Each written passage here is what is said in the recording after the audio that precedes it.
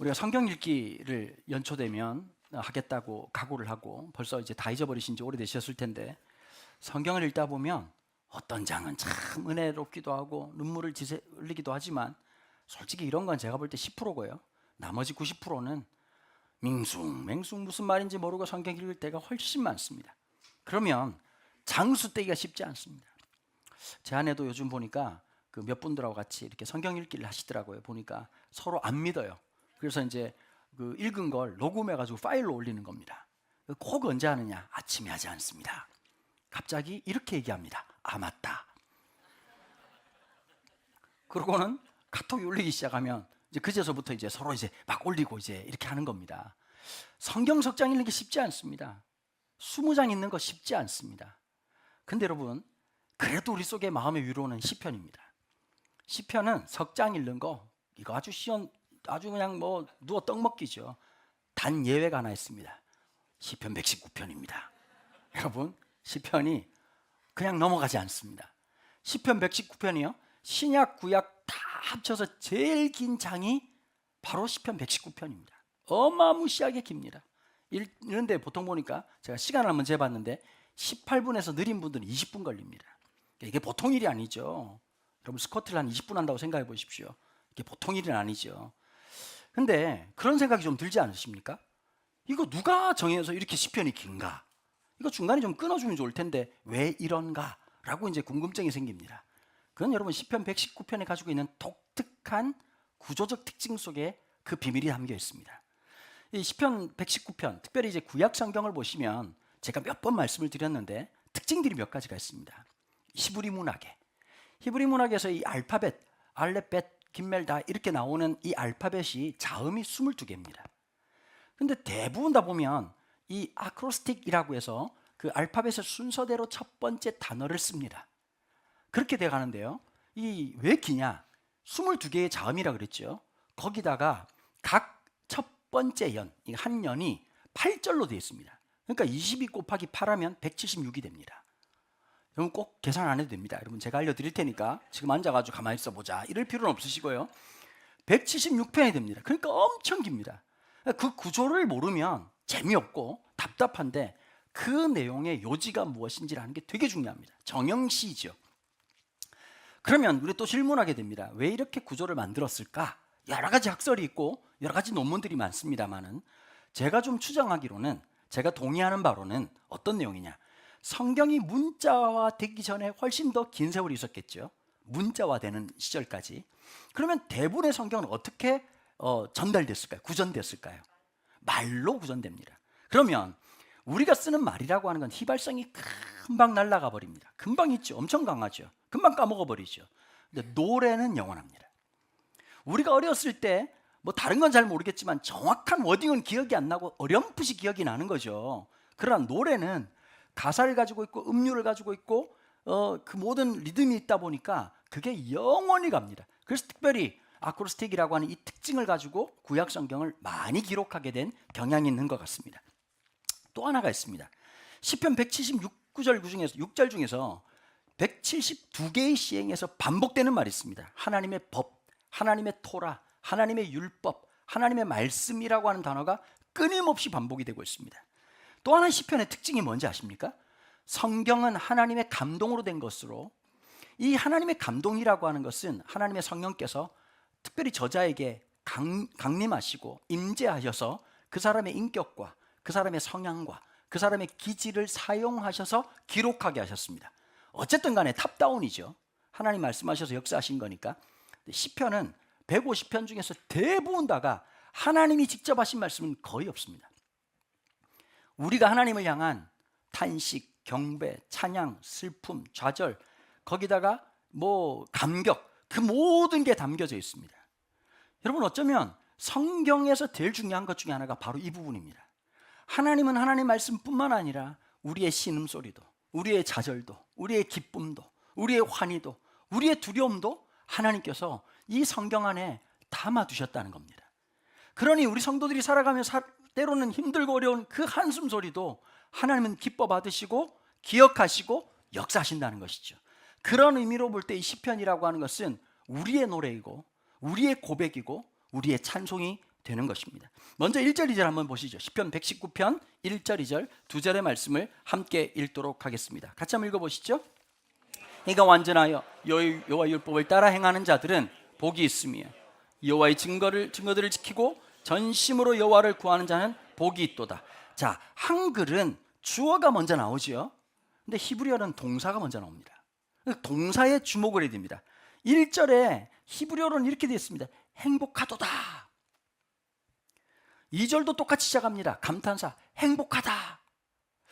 무엇이 행복하다고 말하고 있습니까? 1절에서 본문을 정확하게 히브리식으로 직역하면 이렇게 됩니다. 온전한 자들의 길, 그 길은 어떤 길? 여호와 율법을 따라 걷는 자들, 바로 그 사람은 행복하다. 여러분, 노래라고 하는 게요, 대부분 다 사랑 노래입니다. 대부분 다가 인생을 노래할 때 사랑도 여러 종류가 있죠. 금방 연애해서 좋아가지고 어쩔 줄 모르는 그런 사랑도 있을 거고, 이제 좀 세월 지나서 50대 60대가 느끼는 사랑이라는 게 뭔지, 그걸 또 바라보는 관점이 있죠. 어제도 운동하고 나와가지고 있는데요, 가는데 아들을 길에서 만났습니다. 저녁 때쯤 돼가지고 옆에는 여자친구 손을 잡고 있었고, 옛날 같으면 우리 같으면 젠작 손을 놨을 것 같은데 굳게 잡은 손을 놓지 않았습니다. 순간 내 마음속에 저녁 때가 돼가지고 어디 가냐 물었더니 밥 먹으러 간다는 겁니다. 근데 순간 그게 판단이 안 되는 거예요. 이거 밥 사 먹으러 돈을 줘야 되는 건지, 이거 어떻게 해야 되는 건지, 며느리가 되느냐 안 되느냐, 그 차이 아니겠습니까 여러분? 일단 뭐 알 수가 그러니까 그렇죠. 그 지금 막 사랑을 시작한 사람들에게 그 화려하고 파릇파릇하고 기쁘고 즐거운 노래가 있습니다. 반면에 50대 60대 세월이 지나고 난 다음에 내 삶을 돌아보는 노래가 있습니다. 시편은 파릇파릇함도 있겠지만 세월을 지나보니 진짜인 줄 알았는데 허상이 있었고, 내가 놓친 게 있었는데 너무 중요한 게 있었구나 라고 하는 깊은 후회와, 그리고 오늘 내 삶이 어디로 가야 될지를 고백하게 되는 노래를 담고 있는 것이 시편이고, 특별히 시편 119편입니다. 무엇이 행복한 것이냐? 오늘 내가 온전한 자는 바로 그런 사람들이다. 행위가 온전한 것이 아니라 힘들어도 어려워도 말씀을 쫓아가는 사람들, 하나님의 은혜를 쫓아가는 사람들. 신앙생활도 그렇습니다. 어떤 날은 주일이 기다려집니다. 말씀이 너무너무 고픕니다. 너무너무 은혜가 됩니다. 위로가 되기도 하고요. 오늘 일부 때도 말레이시아에서 어떤 분이 오셨어요. 와가지고 목사님, 남자분이, 여자분이 그러면 제가 큰 감동이 없겠지만, 남자분이 목사님 오늘 여기 오느라고 이렇게 너무 기대가 되고 가슴이 설렜다는 거. 제 또래 정도 되는 분이신데, 여러분 제 나이에 심장이 떨리면 그 심장병이지, 이거 제정신이 아니거든요. 근데 너무 즐거운 표정으로, 환한 표정으로 예배를 드리시는 겁니다. 그 걸음이 얼마나 멀어도 가깝게 느껴지고 피곤하게 안 느껴지고. 그렇죠. 여쭤보면 성령 충만한 분들 그래, 얼마나 걸리셨어요? 목사님 금방 왔어요. 1시간 40분이요. 이렇게 하고 오시는 거죠. 반면에 늘 그럴까라고 하는 겁니다. 멀리서 오시는 분들한테 될 수 있으면 저는 그렇게 얘기해, 가능하시면 가까운 교회 가시라고 말씀을 드려요. 그러면 되게 섭섭하게 생각하세요. 왜냐? 우리나라요, 저 마음이 영원하지 않다는 걸. 아들놈이 손을 꼭 잡았어요. 놓는 날이 온다에 제 손목을 걸렸어요. 계속 잡고 싶겠습니까? 무슨 말인지 아시겠죠? 주님과의 관계도 그런 거예요. 여러분 어떠세요? 요즘 배우자와 관계가 좋으세요? 어떠세요? 좋았다 안 좋았다 하시죠? 이게 뭐 시즌이 있는 게 아니라 하루에도 12번 이렇게 뭐 그 천둥 번개와 우리 부부 사이의 관계를 일기예보로 보고 한다면 날씨가 지랄 맞다 이거밖에는 표현할 수가 없습니다. 해 떴다가 비 왔다가 지금 찐 고백이 나오면 맞습니다. 저는 이 아멘보다 정직한 고백이라고 생각해요.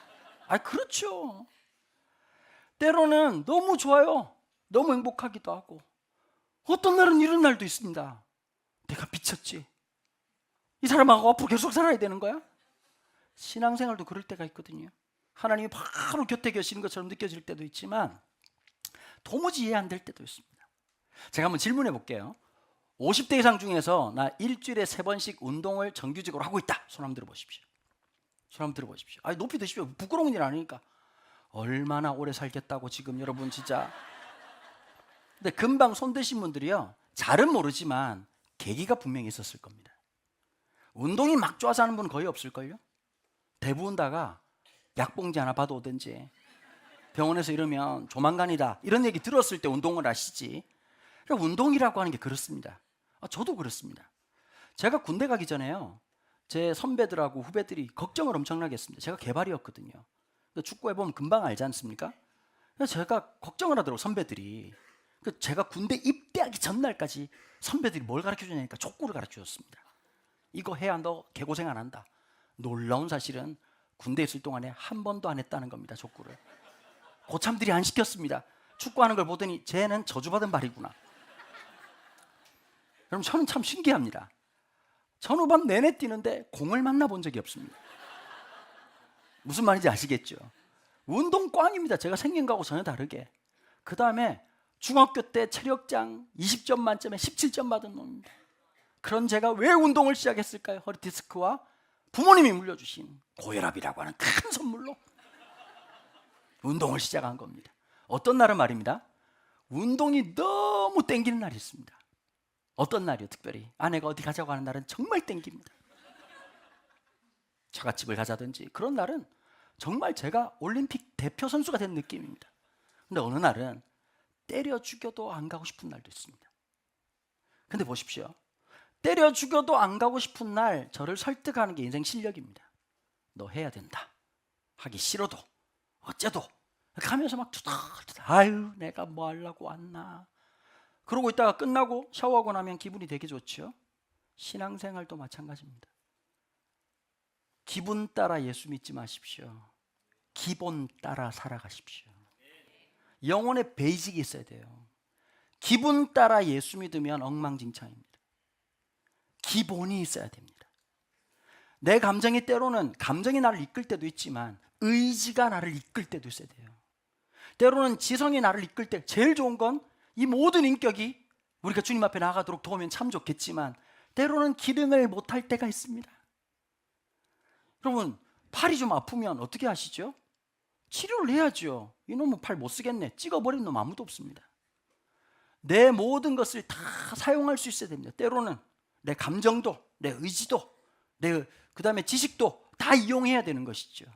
신앙생활이 그렇습니다. 어떤 날은 예배당 올 때 소망이 되는 날도 있고 기쁨이 되는 날도 있고 정말 예배하고 싶은 간절한 마음이 있을 때도 있지만 어떤 날은 오는 것 자체가 짜증이 나고 길이 왜 그렇게 먼지. 여러분, 바로 앞에 사는 분들이 제일 늦게 오시잖아요. 김포에서 오는 분은 진작에 와가지고 찬양 연습을 하고, 앞에 있는 분들은 왜 늦었냐니까 길이 너무 멀어서 늦었다는 거죠. 마음이 먼 거, 마음이. 그런 날도 있을 수 있습니다. 목사도 똑같지 않을까요? 어떤 날은 정말 설교하고 싶고 예배하고 싶은 날이 있는 반면, 아이고 주일 어떤 놈이 만들었노 이런 생각이 드는 날도 왜 없겠습니까? 저 말고요. 사람들마다 다 그런 마음들이 있습니다. 어떤 사람이 행복하다고요? 그 말씀, 하나님의 율법을 따라가는 자들이 결론적으로 보니 그게 하나님 앞에 옳은 길이고 온전한 삶이고 하나님이 기뻐하는 삶이라는 겁니다. 그럼 여러분, 여기 오신 것만 해도 어마무시한 일을 하신 겁니다. 제일 무겁다는 여러분들 방댕이를 들고 일어나셨다는 것, 여러분 이건 기적 같은 일이고 엄청난 일을 하신 겁니다. 자, 맞습니다. 그렇게 살아가는 것이죠. 2절은 또 뭐라고 말합니까? 행복하다. 무엇이요? 그의 증거를 지키는 자들, 그들은 온 마음으로 그를 찾는다. 하나님을 찾는다. 그의 증거라고 하는 말의 뜻은 히브리어로 이런 뜻이 있습니다. 하나님을 생각하게 하는 시그널. 우리가 그냥 무턱대고 예수 믿은 거 아무도 없습니다. 다 간증이 있습니다. 다 어릴 때부터 신앙생활 했다고 자연스럽게 교회 다니는 거 아닙니다. 계기가 있습니다. 여러분, 태생적 신앙은 한계가 있어요. 태생적 신앙은 그냥 교회 옵니다. 뭐 은혜도 뭐 이런 거 잘 없죠. 그냥 예배당 앉아 있는 게 익숙합니다.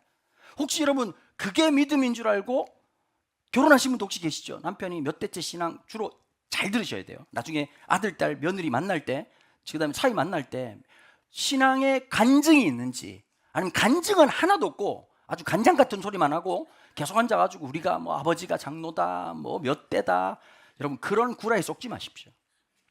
뭘 보셔야 되죠? 간증이 있어야 됩니다.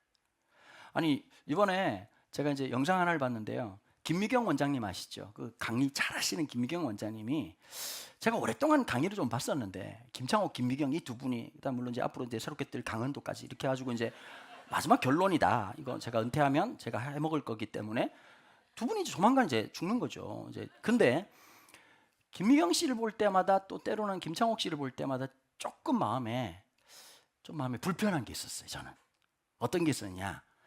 특별히 김미경 씨 같은 경우에는 어머니가 권사님이세요.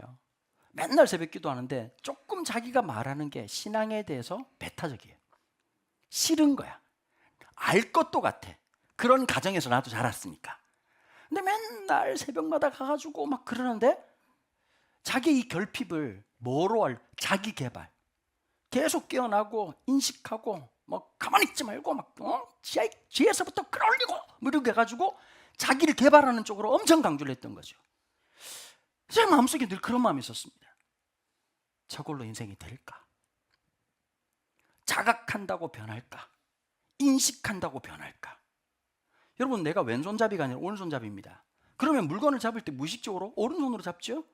내가 요즘 오른손만 쓰면 치매가 빨리 온다 그러니 왼손을 씁니다.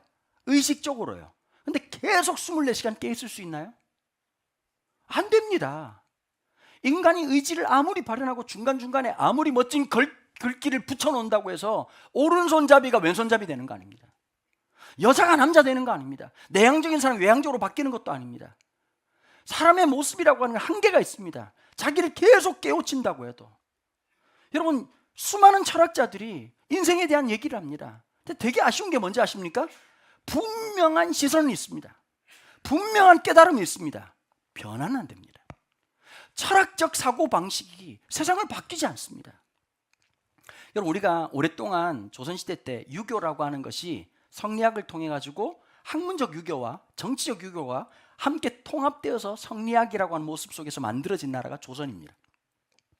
조선이란 나라는 단순히 쿠데타로 이루어진 것이 아니라 고려라고 하는 것이 남겨놓은 그 현실판, 정말 엉망진창이었던 이 문신들이 우대를 받고 무신들이 정말 그 취급 안 되고 이러면서 세상에 이것이 무엇인가 라고 하는 그 각성 속에 일어났던 것. 그래서 정도전이라는 사람과 이성계라고 하는 사람들에 의해서 왕이 왕답고 신하가 신하답고 농민이 농민다운 세상, 그 유교적 이 가치관을, 철학적 가치관을 정치적으로 실현하겠다고 시작한 것이 조선이라고 하는 나라죠. 사실 우리가 조선을 좀 폄하하는 게 있긴 하지만 어떤 나라도 이렇게 만들어진 나라가 없어요. 대부분 다가 칼로 만들어진 나라지 정치적 이념적 실현을 위해서 만들어진 나라는 없습니다. 그래서 여러분, 경연이라는 제도가 있었습니다. 학교 다닐 때 다 배웠던 걸 공부를 안 하시니까 기억을 못 하시는 거죠. 왕도 내 마음대로 못 합니다. 뭐가 중심이죠? 유교 경전이요. 그래서 아침마다 뭘 해야 되죠? 경연이라는 걸 통해 가지고 뭐 이렇게 이런 걸 보고하도록 하라, 이리 하도록 하라. 전하, 공자께서 말씀하시기를 블라블라블라 이렇게 안 됩니다. 이렇게 하면 안 되는 겁니다. 그러면 조선이라는 나라에서 학습이라는 게 중요하죠. 그때부터 공부라는 얘기가 엄청 나왔던 거. 500년 동안. 지금 엄마 아빠의 공부하라는 역사는 500년을 엄청 올라왔어. 학습해야 왕도 왕다워지고, 학습해야 신하도 신하다워지고, 학습해야 농민도 농민다워지는 세상이니까 공부를 가르쳤다는 거죠. 학습. 여러분, 그게 영원하던가요? 조선 멸망했습니다. 인간이 만들어 놓은 깨달음과 도덕적 철학이라고 하는 게 절대 깨닫게 하는 근본적인 힘이 될 수가 없습니다. 어디에서 우리는 깨닫느냐? 김유영 원장이 그런 얘기를 하더라고요. 정말 기독교인들이 싫었대요. 특별히 그 의존적인 태도가 싫었다는 거예요. 맨날 주시옵소서, 주시옵소서. 아니, 그렇게 비굴하게 살지 말고 자기를 깨워가지고 자기를 각성해가지고 새로운 자기를 만들어서, 나 피아노 할 때도 이거 원장 해가지고 애들 많이 모으고 강의해가지고 보통 강의를 한 게 아니라 잠을 줄여가면서 새벽 4시에 일어나가지고 준비하고 열정적으로 움직이고 끊임없이 움직이고 자질이 오고 상실감이 와도 수많은 여성들을 깨울 뿐만 아니라 그 나이 들어도 영어를 배워가지고 나 영어로 강의하겠다, 그걸 한 여자잖아요. 보통 분이 아니신 거예요. 제일 싫었던 건 큰언니가 그렇게 싫었답니다. 목사님이시거든요. 큰언니가 너무 짜증이 나더라고요. 왜냐? 예수 믿는 것들은 책임은 안 지고 다 하나님한테 도망간다는 거지. 엄마 아빠한테 돈 주는 건 나고 엄마 아빠 살림살이 거 챙기는 것도 나고, 저놈의 언니는 앉아가지고 맨날 주야만 부르짖을 줄 알았지, 맨날 뭐 무슨 일을 한다고 뭐 주님이 부르셨다나 뭐라나 가지고 있는 꼬라지가 너무 싫더랍니다. 근데 이분한테 여러 가지 사건과 여러 가지 문제가 생겼습니다. 수많은 사건이 있는데 어느 날 사람에게 알려졌던 김예경이라고 하는 사람이 아무것도 아니라는 것을 너무 뼈저리게 느끼는 순간 자기도 모르게 그 싫어했던 큰언니한테 전화를 했답니다. 언니, 울면 안 되잖아요. 김미경 씨는 그냥 눈물이 터졌대요. 나 좀 도와줘.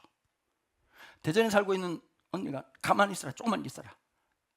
그냥 급하게 올라와가지고 저처럼 하질 않았대요. 와가지고 무슨 일이니? 뭐가 그렇게 힘들어? 이렇게 하면 좋잖아요. 근데 이 언니가 오자마자 머리에 안수를 했답니다. 방언을 하면서 자기가 제일 싫어하는 짓, 머리 올리고 펩시콜라 코카콜라 이런 거 하면서 막 평소 같으면 제일 싫어하는 게 남이 자기 머리 손대는 거 제일 싫어한대요. 그리고 그 이상한 주술적인 행위를 하는 게 너무 싫었다는 거예요. 근데 이 고백을 하더라고요. 그날 그 손길이 왜 그렇게 따뜻한지, 그날 그 손길이 왜 그렇게 따뜻한지. 여러분, 오늘 제가 시편 이 설교의 제목이 정직한 자의 노래입니다. 우린 숨습니다. 어디에요? 내 업적에, 내가 나온 학교에, 내가 살고 있는 집에, 내 삶이라는 경험 속으로 다 숨어버립니다. 근데 여러분 그거 아십니까? 하나님의 빛 아래는 숨을 수 있는 것이 아무것도 없다는 걸, 숨길 수 없다는 걸. 정직한 자만이 할 수 있는 노래가 시편입니다. 이분이 예수를 만나고 삶이 변화가 됐더라고요. 참 이런 거 기가 막히게 하는 분이 있어요. 전도를 조효련 씨가 했답니다. 몇 년 전부터 이분이 한참 열 올랐을 때 지나갈 때마다 방송에서 만났대요. 대놓고 얘기를 했대요. 언니 예수 믿어요. 속으로 지랄하고 있네. 우리 언니가 목사야. 우리 엄마가 권사고. 응? 안 들렸대요. 요즘 성경 읽기 같이 한답니다. 너무 은혜를 많이 받아서 20장씩 하는데 그 얘기를 하시더라고요. 20장은 너무 과한 것 같다. 지금 신학대학원 다니고 계시거든요. 제 말을 오해하지 마십시오. 은혜 받으면 신학대학원 가야 된다. 우리 업계도 여러분들을 원치는 않습니다. 하나님의 그 은혜 속에서 그분의 눈빛이 달라지고요. 제가 어느 날 느꼈어요. 강의가 달라지더라고요. 어느 날 고백이 달라지더라고요. 여러분 그리스도인에게 제일 중요한 게 하나 있습니다. 내 모습을 정확하게 봐야 이 금방 했던 고백이 나옵니다. 행복이라고 하는 게 업적과 성공과 성취, 여러분 그거 하면 행복해질 것 같거든요. 너무 순간적입니다. 뭔가를 이뤄냈습니다. 어느 대학을 들어갔습니다. 내가 어떤 직장에 들어갔습니다. 여러분 진급을 했습니다. 와! 영원하던가요? 예수쟁이들이 이해 안 되는 게 하나 있습니다. 뻘짓하는 것 같은데 그 기쁨을 주체할 수가 없습니다. 이번 주에 우리 교육자들하고 같이 말론 워크숍이라고 하는데 일을 한 게 없기 때문에 워크숍이 아니라 WALK 걸었습니다. 첫날 보니까 이제 우리 전사님들이 준비했어요. 효은 전사님하고 예인 전사님이 준비를 했어요. 3일을 예수님도 감당 안 될 스케줄로 만들어 놓은 거야. 마지막 1시간도 허투루 보내지 않겠다. 그 다음에 사람은 어디까지 먹을 수 있는가. 첫날 택시를, 제가 후쿠오카를 좀 아는 편인데 택시를 타더라고요. 내가 세상 제일 아까운 게 저는 택시비하고 주차비입니다. 그 택시를 타길래 다음 날부터 좀 걷자 그랬습니다. 그랬더니 하루 평균 한 25,000보에 3만 보를 걸은 겁니다. 그 정도 걸어야 사람이죠. 사람은 건강할 때 걸어놔야 됩니다. 근데 열심히 걷는데요, 너무 표정들이 환하고 밝은 거예요. 장난도 치고 표정도 나오고. 이재수 목사님 제일 재미있었어요. 바로 나한테 말 못하고 고원정 전사님한테, 전사님 제가 목사님께 제안을 하나 드릴까요? 일단 검증을 받은 거예요. 고원정 전사님한테. 뭐예요? 그랬더니 단체 사진 한 장 찍어도 되겠습니까? 아니 그렇게 하고 보니까 우리 MT가 아주 한 번도 단체 사진을 찍은 적이 없어. 지 사진 찍으려고 정신이 없어. 아주 이번 역사상 처음으로 단체 사진을 찍었습니다. 근데 이제 이 목사님 너무 이재선 목사님 너무 재미난 표정도 있고 우리 교육자들이 너무 즐거운 겁니다. 자치 고백을 하고 참 너무 즐겁고 행복한 시간을 보냈습니다. 그리고 제가 그 다음날 학교 채플이 하나 있었고요. 또 어떤 교회 집회가 있었는데 자 오랫동안 교제했던 한 장로님이 그런 말씀을 하시는 분이 아닌데 한번 만나자는 겁니다. 몸이 너무너무 피곤했는데 아시잖아요. 남자끼리만 통하는 SOS. 아, 저분이 저럴 분이 아니신데 무조건 시간 내야 되겠다. 정말 피곤했거든요. 근데 만났습니다. 근데 그 장로님이 이해 안 되는 분이세요. 부산에 사시는데요. 원래 전라도 분이십니다. 전라도에서 어릴 때 부산으로 오셔가지고 정말 열심히 노동하고 고생하고 가족들이 다 데려와서 부산에서 자리를 잡았습니다. 그러면서 이런 사고 저런 사고, 이런 질병 저런 질병, 수많은 질병 속에서 주님을 인격적으로 만나고, 여러분 예수님의 빛, 하나님의 은혜의 빛을 경험하고 나면 이상하게 시작됩니다. 그러니까 여러분, 은혜를 너무 많이 받으면 큰일 납니다. 은혜 받으면 내가 바라보는 관점이 바뀌고요, 내 마음가짐이 변합니다. 이상한 일이 생깁니다. 어떤 이분한테는 이상한 일이 생겼느냐, 길거리를 지나가는데요, 이 구포 쪽에, 특별히 부산에서 제일 낙후된 지역에 아버지 어머니 이혼하시고 거의 조선 가정이죠. 그런 아이들 중에서 누가 봐도 끝판에 서 있는 아이들을 보는데 그 마음이 생기더래요. 용기를 냈어요. 가까이 가서 밥은 먹었냐? 이랬더니 여러분, 얘들은 경계가 없어요. 왜 경계가 없는 줄 아세요? 남을 겁줬던 놈은 지가 경계가 없어요. 안 먹었어요. 그랬더니 그럼 맛있는 거 사줄까? 그랬더니 오, 우리 친구들 많은데 20명이 나오는 거지. 이렇게 개떼같이 나와가지고 햄버거 사주고 밥 사주고, 그걸 지금까지 10년째 하시는 거예요. 이런 애들을 교회 데리고 오면 교회에서 좋아할까요, 안 좋아할까요? 노 땡큐죠. 여러분, 교회는 아무나 오는 것은 아닙니다. 아무나 담임으로 받아주는 것도 아니고 아무나 오라고 구라치고는 가립니다. 그래서 이 친구들을 다른 예배당에서 모인 거예요. 근데 이렇게 하다 보니까 150명, 200명이 모이는 거예요. 돈이 어마무시하게 듭니다. 뭐 감당 안 될, 제 액수는 제가 말 안 될게요. 1부랑 3부만 얘기할게요. 이거 얘기하면 또 너무 또 충격이 될 수가 있고, 또 그쪽 가족이 보면 더 놀랄 수도 있기 때문에 또 지켜야 될 게 있으니까요. 근데 제가 한 7년 전인가요? 한참 일을 하시는데 저보고 와서 설교를 해달라는 거예요. 제가 진짜 대한민국 설교 힘들다는 데는 다 가봤습니다. 일단 채플 갔다 그러면 끝판왕이잖아요. 그냥 아우지 탄광 같은 곳이잖아요. 여러분, 진짜 채플은 양반입니다. 거긴 어떠냐? 한 명도 나를 바라본 놈이 없어. 진짜요. 뭐 하는 중간에 이거 주일학교 애들도 아니고 뭐 넘어다니고. 근데 저도 직감하겠더라고. 남자애들은 좀 죄송한 말입니다. 교회를 가든지 교도소를 가든지, 여자애들은 술집을 가든지 교회를 가든지, 그 마지막 끝판에 있는 친구들이에요. 그러니까 애들이 정상적인 행동이 안 돼요. 그러니까 3분만 지나면 설교를 하는 게 아니라 갑자기 엘리 라마 사박다니, 이게 나오는 곳이에요. 거의 끝판이었어요. 설교 다 끝나고 이제 밥을 먹으면서 장로님하고 얘기했던 게 기억이 나요. 장로님, 얘들 중에 변화된 애가 있습니까? 얘네들 중에. 근데 그분이 너무 화난 표정으로 없어요.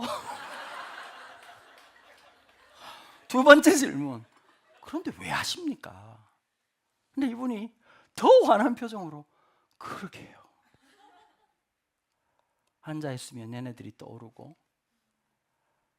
페인트 칠하다가도 애들이 떠오르고, 학교로 신방을 가는 겁니다. 애들 밥 먹이고 애들을 돌보고 10년째 그 일을 하는 거예요. 근데 만나자고 하신 이유가 딴 게 아니더라고요. 조금 어려움이 생겼어요. 근데 제가 막 그 마음이 들죠. 그 돈 좀 아껴놨으면 집을 사도 몇 채를 살 텐데, 그 진짜 허비도 그런 허비가 없잖아요. 얘네들 그냥 먹고 튈 놈들이고, 택시비 줘가지고 뭐 어떻게 할지도 모르는 애들, 정말 답 없는 애들을 10년 동안 섬기는 거예요. 근데 그 얘기를 하는 겁니다. 목사님 앉아 있어도 그 아이들이 떠오르고, 찾고 있으면 마음이 먹먹해진다는 거죠. 여러분들 같으면 정신과적으로 보면 이거 어떻게 말씀해 줘야 됩니까? 이거 강박입니까? 아니면 정신병입니까? 그게 부르심입니다. 말도 안 되는 선교지를 버티는 선교사님들이 있습니다. 너무 미안하죠, 제 마음속에. 선교사님 너무 죄송합니다. 선교사님 좀 한국 오셔서 좀 쉬십시오. 근데 이런 얘기 하더라고요. 목사님 저 이상해요. 한국 가면 잠이 안 와요. 한국 가면 내 집 같지가 않대요. 여기 와야 잠이 온다는 거예요. 여러분, 그게 무슨 말인지 못 알아들으면 예수 안 믿는 겁니다. 하나님의 빛, 하나님의 마음이 있으시면 뻘짓을 하게 됩니다. 그게 부르심입니다. 부르심은 멋진 프로젝트가 아닙니다. 들어보면 와 괜찮겠는데 브라보 이렇게 되지 않습니다. 예? 그걸 왜 하시죠? 제가 한참 장로님한테 위로도 해드리고 격려도 해드리다가 장로님 뭐 이렇게 얘기하는데 장로님 그 이제 그만하셔도 된다고 이렇게 했더니 저보고 그러더라고요. 목사님도 저한테 그렇게 말할 계지는 못 되는 것 같습니다. 저하고 이모현 목사하고 종종 그런 얘기하거든요. 이 목사가 무리를 해요. 또 뻘짓을 해요. 돈 안 될 짓을 해요. 그럼 제가 그러죠. 야 임마 정신 차려라. 그러고 있다가 제가 가끔씩 무슨 일 하면 저보고 이런 얘기를 하죠. 야 임마 너도 정신 차려라. 사람의 기준으로 보면 우리의 삶 속에 그 부르심이라고 하는 것이 누구에게나 있는 겁니다. 어느 날 애들이 이뻐 보이고 주일학교 애들인데 성도들도 그렇잖아요. 애들한테 사실 자기한테 쓸 돈이 없는데 애들한테 돈을 쓰고 시간을 쓰고 감정을 씁니다. 제가 영아부 애들 이쁜 건 나도 동의. 유치부까지 동의. 초등학교 5학년 6학년 어떨 것 같으세요? 일단 남자애들은 외모부터 짜증이 납니다. 중학생들은 어떻습니까? 사람이라고 생각하면 안 됩니다. 청년들은 멋있을까요? 미안한 얘기인데 여러분 여기까지 얘기하겠습니다. 껍데기만 어른이지 하는 짓은 뻘짓입니다. 속상하고 힘듭니다. 근데 그 아이들이 마음속에 남고 애를 쓰고 수고하고 하나님 영광인 줄 알고 살아가는 것, 어떻게 보면 그렇지요. 우리의 시선으로 보면 그거 잘못된 거다, 그거 뻘짓이다. 근데 시편에서 시편 기자들은 우리 선배들이 이렇게 얘기하는 거죠. 그게 행복한 거다. 아무도 아멘을 안 하시네. 보통 분들은 아니십니다. 그래서 어떻게 사는지 끝까지 보겠습니다. 여러분, 우리의 삶에 주어진 놀라운 역사, 시편 119편 17절 18절도 한번 읽어보시죠. 주의 종을 후대하여 살게 하소서.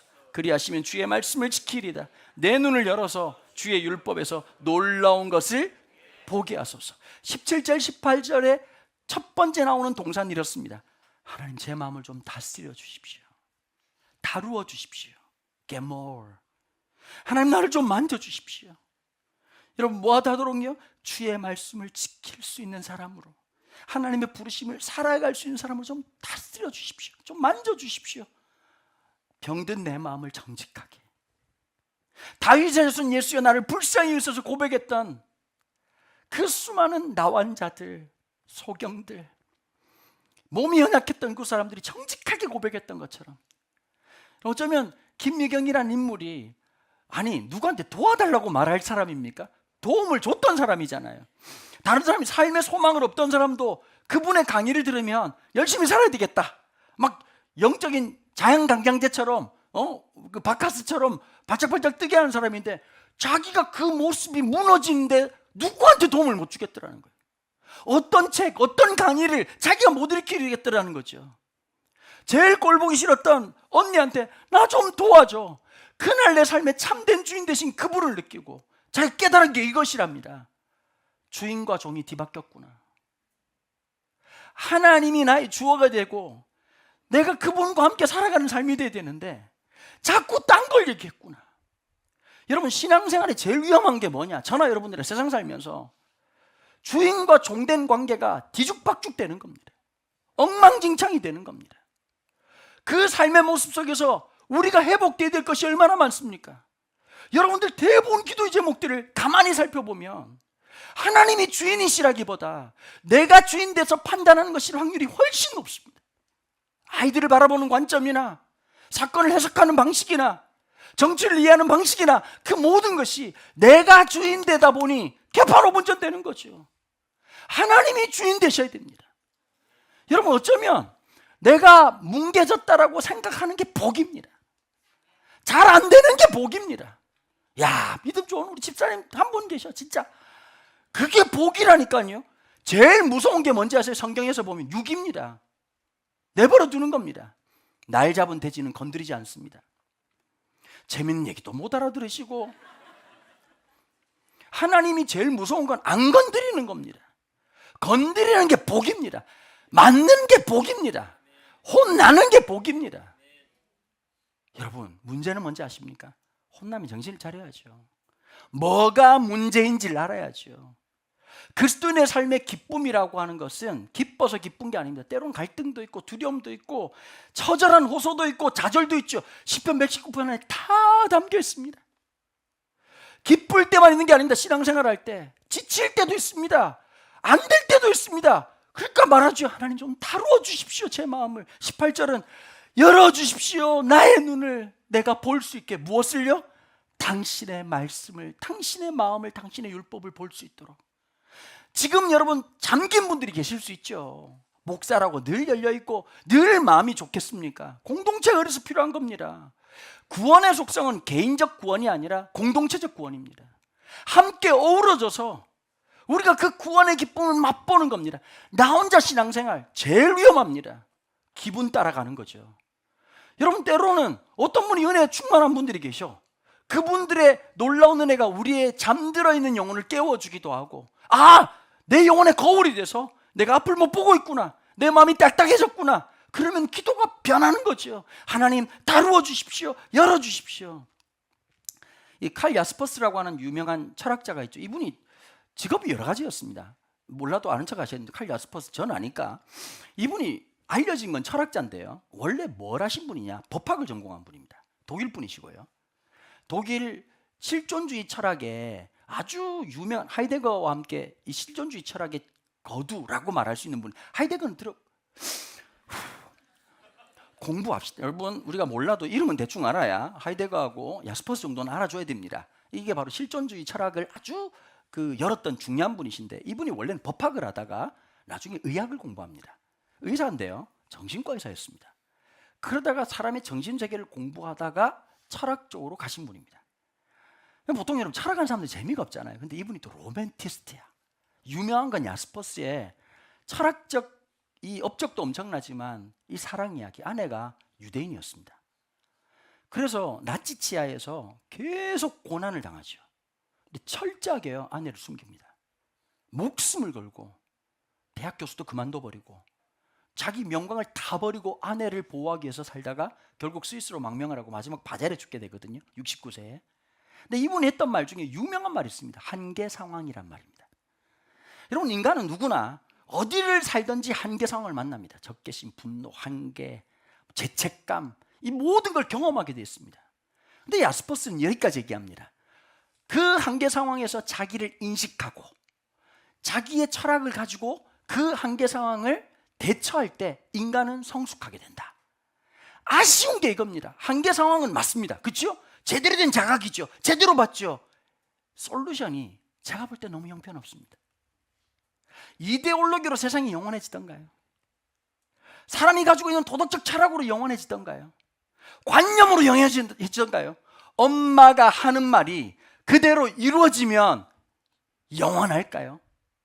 엄마는 소원이 없어. 네가 공부만 하면. 여러분, 공부 잘하는 자식 둔 엄마들 중에 저는 만족해요라는 엄마를 본 적이 없습니다. 유통기한이 있습니다. 학교 다닐 때까지. 30 넘으면 공부만 하는 놈들은 연애를 할 줄 모릅니다. 한 분의 어머니가 저한테 얘기했습니다. 영재였는데, 목사님 우리 아들은 모쏠이에요. 모태솔로예요. 계속 지잡자 치만 잡고 있다는 거예요. 실험실에서. 이거 잘못하면 지랑 결혼하게 생겼어. 아주 그냥. 여러분 영원하지 않다니까요.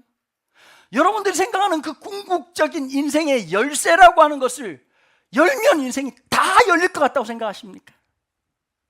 절대 그럴 수 없습니다. 한계 상황에 필요한 것은 빛입니다. 어떤 빛이요? 어떤 것도 숨길 수 없는 그 빛. 나를 정직하게 말하는 것. 우리 교회 오신 분들 중에 꽤 많은 분들이 모든 것 던져들고 하셨습니다. 꽤나 마일리지 많이 쌓았던 교회에 있었는데 거기 가면 인사도 받고 거기 가면 존재감도 있고 나 뭐 하겠다 그러면 말릴 사람 아무도 없는 아주 그런 아주 성골로 살았는데, 성골의 모든 걸 버리고 온다는 게 쉽습니까? 여기 들어오면 누가 대접해 주는 것도 아니고 목사님이 좀 돌봐줘야 되고 좀 뭐라도 시켜줘야 되는데, 저는 목사는 그럴 의지와 생각 자체가 없다는 걸 보면서 두려웠던 그 눈빛을 저는 잊을 수가 없습니다. 여러분 기억하셔야 됩니다. 하나님의 빛 앞에서 무엇 하려고 하지 말고 내가 누구인지를 깨달으십시오. 하나님 앞에 정직하게 고백할 수 있는 시편을 사는 사람들, 모르면 모른다고 얘기하고 힘들면 힘들다고 고백할 줄 알고. 그러니까 우리가 기도가 너무 피상적이잖아요. 기도 열심히 하는 분들이 보통 기도 수첩을 꺼내놓고 하나님 부담스러워요. 오늘 자 시작합시다. 하나님 첫 번째 기도, 나라 민족을 붙잡아 주시고 역사해 주옵소서. 하나님 천지주간을 역사하신 아버지 하나님 6월 3일 이틀 대선을 통해서 역사해 주시고 이 나라를 붙잡아 주시고 함께 역사해 주옵소서. 지금 이데올로기를 무너지는 모든 나라와 경제와 모든 것들과 국방원대 함께 해주시고 하나님 온 사방이 적들 천지입니다. 하나님의 놀라운 역사심으로 이 나라를 통치하여 주시고 은혜를 베풀어 주시옵소서. 두 번째 똑바로 들으십시오. 하나님 교회를 붙잡아 주시고 한국교회가 개판 원죄를 엉망진창의 목사들이 살아나게 하시고 주님 깨어나는 역사가 있도록 도와주시옵소서. 세 번째입니다. 잊지 마십시오. 계속 들으십시오. 우리 아버지 건강 붙잡아 주셔야 되겠습니다. 하나님 은혜를 베풀어 주십시오. 리스트 하나씩 넘기는 걸 기도라고 생각합니다. 그것도 귀한 기도죠. 정직한 기도, 진실한 기도. 여러분, 그러니까 기도는 주여로만 되는 것이 아니라 때로는 비명소리가 나는 거고 울부짖음이 나오는 거고 통곡이 나오는 거고 신음소리가 나는 거 아니겠습니까? 어느 날 우리는 그 기도를 잃어버렸습니다. 정직하지 않습니다. 그 기도 속에조차 내가 주인입니다. 그 예배 속에서도 오늘 찬송 좋았어, 설교 좋았어, 내가 주인이지 예배자가 아닙니다. 여러분 아셔야 됩니다. 저는 이 예배의 주인공이 아닙니다. 그분을 편드는 것밖에 안 됩니다. 그래서 화가 납니다. 제 언어의 한계가, 제 인식의 한계가, 제 표현의 한계가 너무너무 화가 납니다. 할 줄 아는 거 하나밖에 없습니다. 그분을 높이는 것. 제 최고의 영광이 뭔지 아십니까? 이 비루한 인생이 그분을 높일 수 있다는 것 자체가 영광입니다. 우리가 그 부르심을 받았습니다. 다 털어놓고 더 이상 다른 옷이 아니라 하나님의 자녀라는 옷을 입고 이 자리에 설 수 있는 것, 그곳으로 회복될 수 있는 것, 메마른 땅을 종일 걸어가지만 하나님의 위로와 하나님의 긍휼로 오늘을 살아갈 수 있는 것, 주님을 의지하고 진실하게 나아갈 수 있는 그 거짓 없는 하나님 앞에서 진실한 고백을 가지고 있는 사람들, 그게 예수쟁입니다. 여러분 지치지 않습니까? 40대 놀이, 50대 놀이, 60대 놀이 하기가 괜찮은 척. 제가 일본에서 2박 3일 보내는 동안요, 벤츠 딱 한 대 봤습니다. 제가 뭘 느꼈냐? 우리 참 거짓대다. 참 적용이 안 돼요. 소형차 타면 실패한 겁니까? 버스 타면 인생 망한 겁니까? 자전거 타면 그러면 인생 아주 개빡친 겁니까? 우리도 모르게 너무 깊은 허영이 들어와 있어요. 그러니 만족이 없는 거죠. 작은 것에 감사도 없고 작은 것에 감격이 없어요. 집사님 너무 차가 좋습니다. 이러면 그렇게 말하죠. 목사님 전 저한테 너무 과분한 차예요. 너무 행복해요. 이런 분 본 적이 없어요. 다음엔 더 좋은 차로 모시겠습니다. 여러분 택시 아십니까?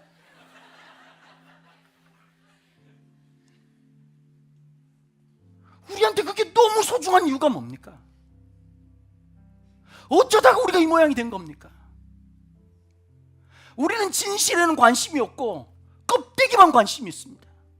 당신이 어떤 직장을 다니는지, 당신의 집이 어떤지, 당신의 차가 무엇인지, 당신의 연봉이 무엇인지, 하나님의 빛 앞에서는 그 어떠한 것도 당신을 가릴 수가 없습니다. 처절하게 말하자면 우린 죄인이고, 또다시 말하자면 용서받은 죄인이고, 다시 우리를 말씀하시는 것은 당신의 아들이고 당신의 딸일 뿐입니다. 그 고백이 우리 안에 있어야죠. 그게 세상을 향해서 이 공동체가 매력적인 거 아닙니까? 여기가 바로 주님의 놀라운 영광과 회복이라는 자리 아닙니까?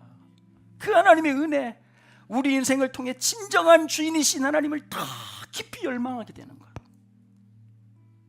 진짜 어른이 돼서 세대를 초월하고 수많은 사람들이 질문할 수 있고 물어볼 수 있고 도전할 수 있고 위로할 수 있는 것. 넌 행복하니? 넌 어떠니 요즘? 죽으라고 사는데 집 하나 살려고 바등바등 살고, 청년들 중에 그러잖아요. 보면 연애를 너무 오래 장기로 해요. 뭐 다 이유가 있겠지만, 야 결혼해라 그러면, 아 목사님 조금만 더 모아가지고요. 모아서 뭐 하려고? 가난해도 시작하고, 그래서 교회에서 예배당 열어놓은 거 아닙니까? 교회에서 결혼식 하겠다 그러면 비용을 교회가 되는 거 아닙니까? 교회가 돈이 처벌처벌 남아서 그런 거 압니까? 청년들한테 새로운 시각과 성도들이 새로운 마음을 가지고 살아가도록 하는 거. 우리 너무 많이 가지고 있어요. 우리 너무 많은 걸 누리고 있어요. 그리고 뭘 까먹냐? 본질을 까먹어버린 거죠. 나한테 진짜 필요한 것이 어떤 것인지를 까먹어버린 채 살아가는 거죠. 여러분, 시편 119편 뿐만 아니라 성도들의 모든 고백은 이 진실함과 진정함 속에 있습니다. 직분으로 숨지 마십시오. 나이로, 업적으로, 경험으로 숨지 마십시다. 오늘 주님의 은혜가 좀 필요하다면, 하나님 제 마음 좀 만져주십시오. 제 눈 좀 열어주십시오. 이 기나긴 노래를 우리는 길다, 지루하다고 느낄지 모르지만, 인생을 진짜 진실되게 살아갔던 사람들의 고백, 그 노래 속에 우리를 초청하시고 우리를 부르시는 겁니다. 그 놀라운 은혜가 우리 모든 성도들에게 임하시기를 주님의 이름으로 축원합니다.